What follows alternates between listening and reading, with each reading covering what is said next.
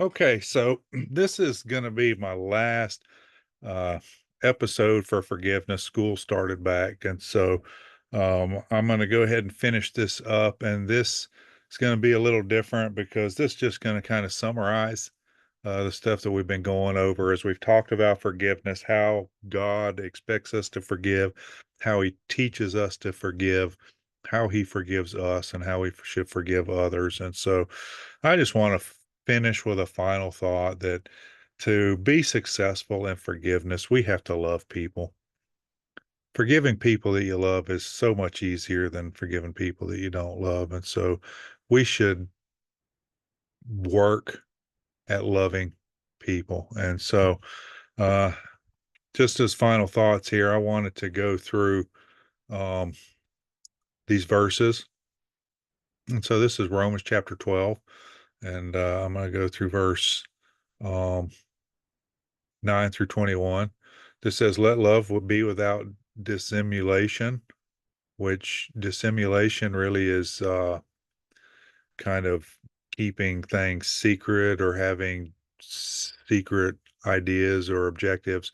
So we want love to be without that. We don't want to have any kind of secret objective behind why we love people. Abhor that which is evil, cleave to that which is good. Be kindly affectionate to one another with brotherly love and honor, preferring one another. Not slothful in business, fervent in spirit, serving the Lord, rejoicing in hope, patient in tribulation, continuing instant in prayer. This distributing, let's see, distributing to the necessity of saints, given to hospitality. Bless them which persecute you, bless and curse not. Rejoice with them that rejoice, and weep with them that weep. Be of the same mind one toward another. That means don't be at odds with people. Mind not high things, but condescend to men of low estate. I mean, don't just focus on the wealthy and powerful. Let's be kind and loving to everybody. Be not wise in your own conceit. Recompense to no man evil for evil. Provide things honest in the sight of all men. If it be possible, as much as lieth in you, live peaceably with all men. This is one thing I think we fail terribly at, especially on social media. We need to try to live peaceably.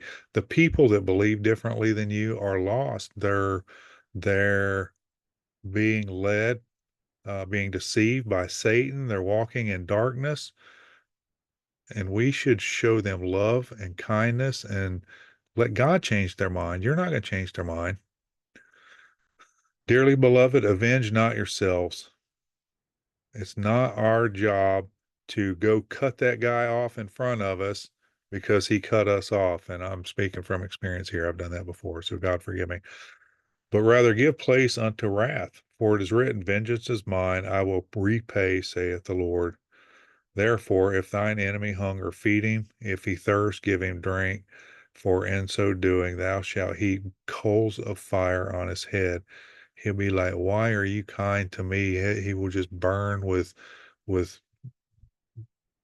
disgrace if you're kind to him and he's not kind to you.